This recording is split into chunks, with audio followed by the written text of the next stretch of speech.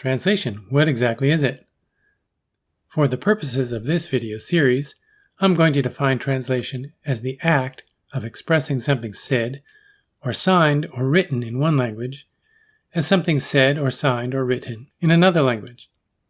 Translation is one of the most common and widespread human activities ever. It happens everywhere, every day, and it's been happening all over the world for thousands of years.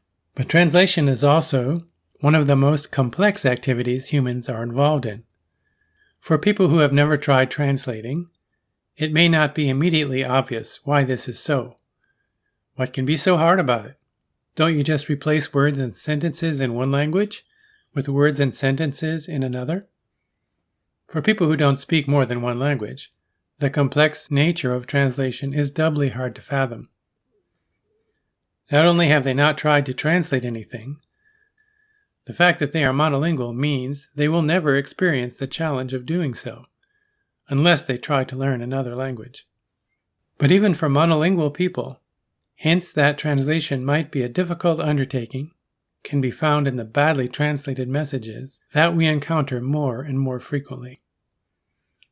Some of these are laugh-out-loud funny, while others have had far-reaching geopolitical consequences.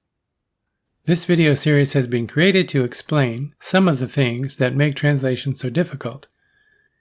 It has been specifically designed for monolingual American speakers of English from middle-class suburban backgrounds. That the series is geared toward middle-class suburban Americans is significant, because the success of the explanations contained in these videos take for granted a shared linguistic and cultural context. The more those watching these videos understand that context, the more the points being made are likely to make sense. The further the watcher is removed from this cultural setting, the less accessible the explanations are likely to be.